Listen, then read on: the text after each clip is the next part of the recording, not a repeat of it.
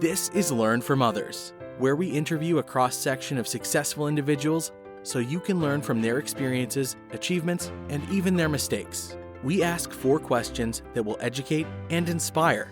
Greg Stanley will be your guide as we join our guest on a journey from adolescent daydreaming to success in today's world. Join us on this adventure as we learn from others together.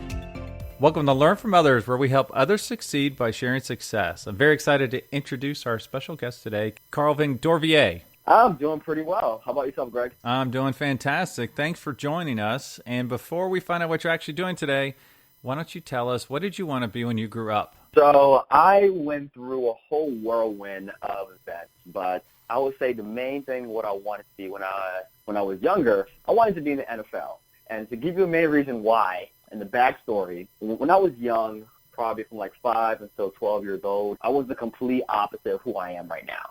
Okay. I was extremely shy. Severely shy. I had a speech impairment, so I would always stutter. It would take me about 30 seconds to get a word out. And I really had no friends, but it wasn't until it was my last day of school when I was in 6th grade. All the kids were outside playing football. It was a 5-on-5 game. They were down by one man, and they picked me out of the crowd and said, "Hey, Carlvin, come out, come play, because we need someone to fill the game." I was petrified, but I told the quarterback at the time, I'm like, "Hey, all I'm going to do is run and just do not throw me the ball. Just don't worry about me at all. I'm just going to run and do me."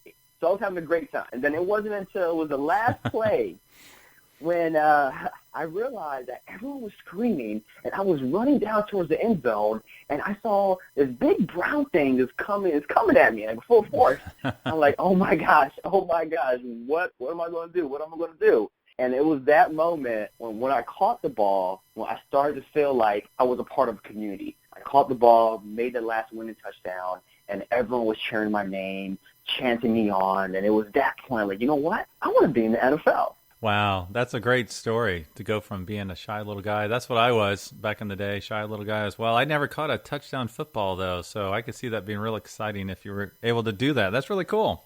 Thank you. Well, what was your first job? One where you had some responsibility and got a paycheck? Yeah, my first paycheck was at a movie theater. I was an usher, and it was a phenomenal experience because, one, I get free movies anytime I want to. And then, secondly, it was a great way for me to meet everyone within the community. Yeah, that's really nice. That's a cool perk, being able to see whatever movie you want. That's a really nice job. Well, tell us, what do you do today?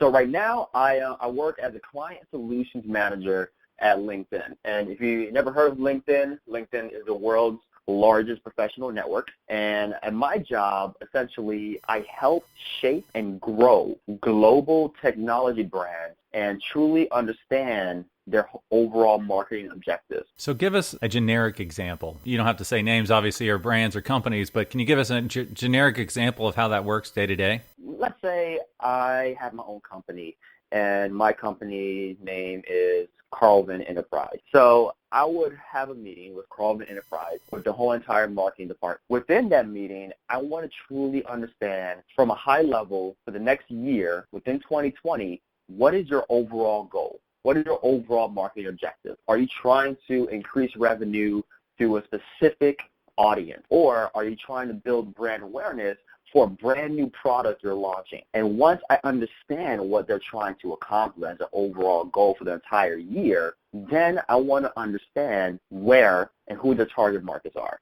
Like, if there's a specific area who they're trying to reach. And secondly, I want to understand what makes their product different from their competitors. What are some of the unique features within their product that we could definitely take out? So it's very much a fluid conversation I'm having with my clients to truly understand their business as if I'm working at their company.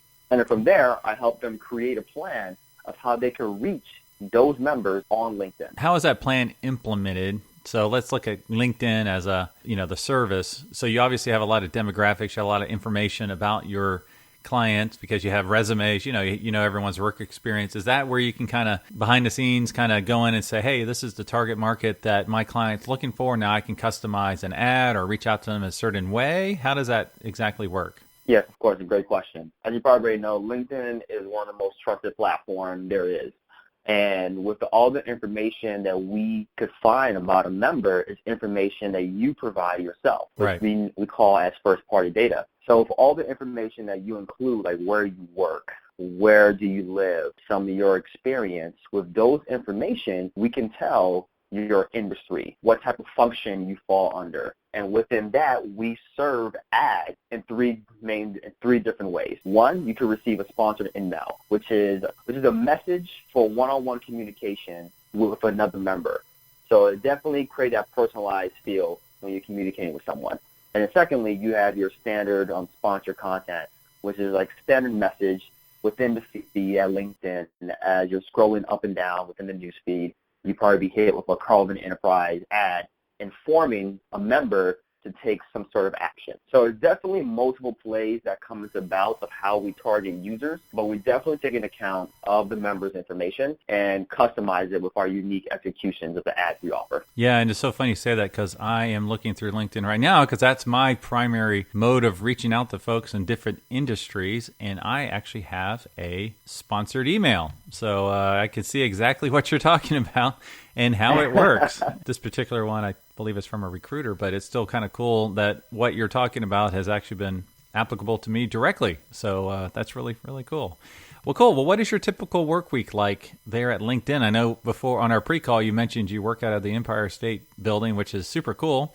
What is your typical work week like? Yeah, so, I mean, you kind of took the cat out of the bag on that one. So we're located inside the Empire State Building, which is beautiful and phenomenal. The view here is amazing. And my typical week, honestly, I would say no week is always the same. But a few of the common things that definitely happen within the week is I am always on calls with my clients. I'm a firm believer within my position in client management. I'm all about establishing and fostering relationships. So on a given day, I may have about 5 to 7 meetings where I'm meeting with my client to understand if their goals have changed, what kind of personal updates they had in their lives, what can they see in terms of performance from their LinkedIn campaign, or just to catch up, to be honest. So that's one aspect. Second aspect of my job is truly meeting with the other departments at LinkedIn. Because as a client solutions manager, yes, you are client-facing, you are representing LinkedIn, you want to deliver that best experience possible. But then again, I have to meet with our other teams internally at LinkedIn, such as product marketing. I need to understand what are some of the updates that's going to happen within the platform that will affect my clients. I need to meet with marketing. What kind of materials are we going to release that could benefit my client's marketing objectives? Then I'm meeting with insights. What kind of information can I share with my clients that will give them tangible insights to drive business decisions? And then I'm also meeting with our finance team to making sure all the billing efforts are very streamlined and as seamless as possible. So definitely it's a lot of going back and forth with my job. Yeah, there are. And thanks for going in depth like that. That really helps our students see exactly what you're talking about and what a day in the life of is kind of like. Now, was this a job that you were targeting specifically? Was it a company you were looking at? Was your career path straight, or did you have to make some turns and twists? Oh, man, it was definitely a lot of twists. So when I was in college, I did this amazing program called MAPE, which is a multicultural advertising internship program. When I was going through school, I thought I wanted to be like Don Draper from Mad Men and work in an ad agency, wear a suit. So I was interning at a major advertising agency in New York City. I quickly realized after a month that, working at an advertising agency wasn't really for me. I wasn't really passionate about it. So then I was kind of lost for a minute to kind of figure out what exactly do I want to do, where I want to live. But one thing I was very certain about is I love working with people. That was my main driving factor. Right. So where can I find a job that I could work with people and that aligns with my passion of health and wellness? And that's when I found this one publishing company called Rodell. And Rodell was the world's leading health and wellness magazine brand in the world, with brands such as Runner's World, Men's Health Magazine, Women's Health, Bicycling Magazine. So I aggressively applied to the job for an internship to be a sales assistant, and I got rejected probably like 5 to 6 times before I even graduated. and this is where you have to be a little bit unique and be truly and truly know yourself. At Rodale, they had this one event called the Men's Health Urban Athlon. It was a 10 to 12-mile race that was located in Chicago, New York City, and San Francisco. I'm like, you know what? I am a runner. They are the world's leading health and wellness brand in the world. I'm going to train for this race, and they're going to know my name.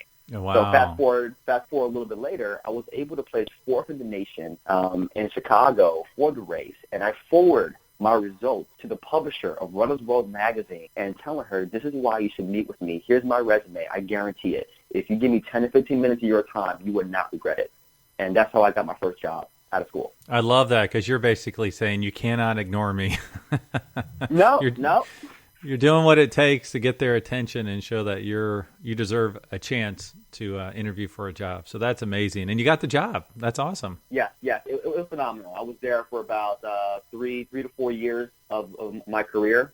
Moved up the chain, and then afterwards, after spending about a good 3 or 4 years there, that's when I decided, you know what, I see the future of the digital space and advertising going more so to the tech field. So then I decided to make a jump to work at Yahoo for the Tumblr business. Oh, wow. Okay. For Tumblr. Gotcha. Okay. Was that an easy transition? Not at all. It was definitely, I'm just going to be completely honest, it was a daunting experience because my time at Rodale, I was primarily doing display media. So like display media is pretty much when you go on a website and those annoying banners that would definitely just make you cringe. Yep, I was that guy. You're that guy. Okay. and then secondly, I was also working with events marketing. So any kind of special events Rodale was hosting in terms of like races, wellness events. It was my job to make sure that our attendees are having the best experience possible, so more so logistics. So then when I went over to work at Tumblr, it was a new platform to learn, a new type of selling to truly understand, and Tumblr had a very specific audience. So it definitely took me a while to truly understand Tumblr's narrative and find my way, my unique way of delivering that narrative to our clients. So if you would go through, like, what was the transition, or why did you transition from Tumblr? Was the next step LinkedIn? How did that go? So at Tumblr, I was pretty much doing the same thing what I'm doing now, with the exception of I was only focusing on post-sale. Okay. So I was a traditional account manager at Tumblr, and I was aligned in a pod system. And a pod system is pretty much the norm in a kind of media or tech company, is in which you have a group of people that deliver the same results to your client. So at Tumblr, you would have an account manager, which is myself. You have an account executive who's responsible for building those relationships and seeking opportunities. Then you have an insights person who's responsible for the deep data, and then you will also have an account strategist who will help the account executive to formulate a plan to get those new relationships in the door. Right. So my job was, once a client says, hey, I would love to be on Tumblr, we signed a contract, I want to start my campaign on August 1st. The moment they sign the contract, then it's my job to take it over from there. And the account executive steps off, everyone else steps off. I have to make sure that we deliver against what we promised on. So after doing that for about a good year or so, I wanted more of a 360 view, not just focusing on the post-sale, but I truly want to focus on a 360 view of the moment we reach out to our clients to truly understand their overall business objective, their personal objective, before they decide to run on our platform. And that's when I stumbled on LinkedIn. Okay, so now as far as that goes, it sounds like, instead of, like you said, having one view and kind of taking the ball and running with it and everybody else, comes off with the project, you're there from start to finish. Is that correct? Yeah, that is correct. Okay. As a client specialist, so that's a pretty significant change from Tumblr to LinkedIn. Did you have any obstacles in getting the LinkedIn job, or do you feel like all of your past experience kind of led you to, hey, this is a different thing I'd like to pursue, a little bit different step, I'm ready for it? In terms of the soft skills definitely prepared me for it, for sure. Like working with different personalities, working with different time zones, and creating different narratives, sell pitches. But the actual content and the different type of marketing was very different, because at Tumblr, even at Rodale, I was mostly focused on business to consumers. So marketing to actual individuals. Whereas LinkedIn, we're focused more so on business to business. So trying to get those large enterprise deals, focusing on companies. understanding how do different companies make their money. So different conversations that was being had. And in terms of how I got to LinkedIn, I was fortunate enough that throughout my career, I'm a big fan of networking. So I'm always meeting people, whether it's for lunch or at networking events. And one of my leaders at Tumblr referred me to one of the directors at LinkedIn. And from there, we had a conversation. We met for breakfast, and I was asking him for his advice about like the work culture, of what can I expect from my career trajectory if I make this move. And everything he mentioned was exactly what I wanted to hear, plus more. Oh, wow. That's a great conversation to have. Mm-hmm. Oh, it was phenomenal. Yeah, that's really great. As a reminder, you can check out all previous episodes at learnfromothers.org. And if you're an educator or a student, you can search for podcasts by career cluster. To ensure this podcast continues to grow, please provide a rating by going to Apple Podcasts and clicking on the stars. So we learned what you wanted to be when you grew up, which was an NFL player, and what you do today, which is a client solutions manager for LinkedIn. So looking back, what would you do differently? If I were to go back in time to when I first started my job at Rodell, because I was working 2 jobs at a time. I was working at Nike over the weekend, and I was working at Rodell during the week. I wish I would have continued to work at Nike. Don't get me wrong. It was a phenomenal experience. But I wish I would have worked at a startup as well as a side job, because that would have exposed me to being accustomed to working on projects from start to finish and be exposed to different departments within a company that would better prepare me for my career at LinkedIn. Wow, that's a great answer. I haven't heard that one yet. That is a really good answer.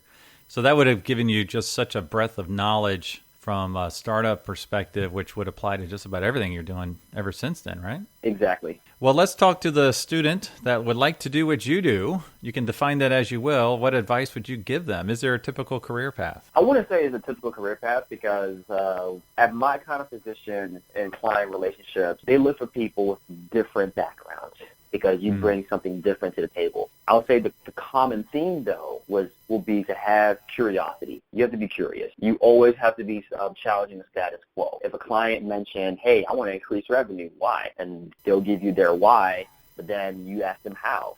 So you always have to dig a little bit deeper. But the traditional route, per se, would start in some sort of marketing or sales position and work your way out from there. Wow. Okay. No, that's great advice. I hear that more and more about explore and experience different things while you can, because it will only help you as you grow in your career. So that's great advice. Well, you've just taken us on your career journey, and as with most career journeys, success largely depends on transportation. And now we don't know each other, but I'm a huge car guy. Could you tell me, what was your first car? Oh, my first car. So just for the audience to know, since I live in New York City, I do not own a car now, but my first car was a 2001 Pontiac Grand Prix. Oh, okay. Not a bad car. Well, yeah, cool. Yeah, you mentioned a little bit how you've lived all over the world, correct? Yes. So to give a little background, a little more background. So I was born and raised in Miami, Florida, and I lived there up until like half of my 9th grade year. And then afterwards, I moved to West Philly, same high school as Will Smith, yes, in Overbrook. Then afterwards, I moved to Wilson, North Carolina, a very small city next to Raleigh, North Carolina. And then this is where things get a little bit interesting. Once I graduated from high school, I wanted to go to a place where I didn't know a single person. So I put all the space in the hat, where I have no family or friends within a 200-mile radius, and I shuffle it up. The first state I pulled out was Michigan. So I told my family, hey, I'm going somewhere in Michigan. I just don't know where yet. Wow. And I went on Google. I typed in advertising, track and field, Michigan University. First school that popped up was Ferris State University in Big Rapids, Michigan, and that's where I ended up attending my undergrad. Now, where else did you go? You went overseas a little bit too, right? Yes. So I studied abroad and taught English in Seoul, South Korea, and I also studied international business in Italy. Wow, where in Italy? So I went around a lot of places, but primarily I spent my time in Capri. Okay, yeah, it's gorgeous there. I love Italy. Wow. Well, getting back to the cars, did you drive in Italy or drive in Korea? Definitely didn't drive in Italy, but I was forced to drive in Korea only once, only because my buddy who was Korean at the time, he wasn't feeling very well, to drive us back home. I'm like, you know what, if you could read in Korean, I really can. I don't know where I'm going, but I know how to drive. If you can just navigate us to where we have to go, we're good to go from there. That's awesome. That's a memory you'll never forget. That's great. Oh, definitely. I was terrified. Yeah. Well, what is your dream car if you have one? I'm very basic, but if I could have a dream car, probably going to say an Audi A8. Oh, those are nice. Yeah. Yeah. Okay. Yeah. Well, one perks to some jobs is a company car. They're not always cool. But one thing I'd like to do if I had all the money in the world is to buy you a really cool company car based on your job. Now, yours was interesting because I was like, well, where do I go with this? Normally, it's kind of straightforward. I was like, LinkedIn client. All right, let's see. Where do I go with this? So I ended up kind of throwing it up in the air, Google searched on LinkedIn. I said, all right, well, let me use LinkedIn and search the automotive hashtag. So that's where I went. And it's ironic, they pulled up a really super amazing, cool car for you. So I said, well, you know what? That's the car for you. So the car I picked out for you is an Aston Martin Vantage AMR Pro. So this is a gorgeous kind of Aston Martin race car. And the post that they had put on there was it revving up and leaving the garage. So I will send you a picture of this car. There's only making seven of these. That's how special this car is. So that's the car I would pick for you. It wouldn't make any sense in New York, but it's a really cool car, and that's the one I'd get for you. Hey, well, with a car like that, I may have a nice little side job right there. Like Uber Super, I don't know, but I'll make it work. Yeah. Yeah, I like that. Uber Super. That's awesome. Well, thank you so much for taking us on your journey today. What's the best way for listeners to learn more about you and LinkedIn? Yeah, so definitely you can follow me on my website, carlvind.com. It has links to my Twitter, my LinkedIn profile, as well as I blog here and there. Awesome. Well, thank you so much for taking us on your career journey today. Perfect. Thanks for having me, Greg. Thank you for listening to Learn from Others, where we help others succeed by sharing success. Where will our next adventure take us? Subscribe to find out. If you know of someone who has a cool career story or occupation, contact Greg through Instagram at Greg Stanley LFO. That's GregStanley LFO. And we will see you soon as we learn from others together.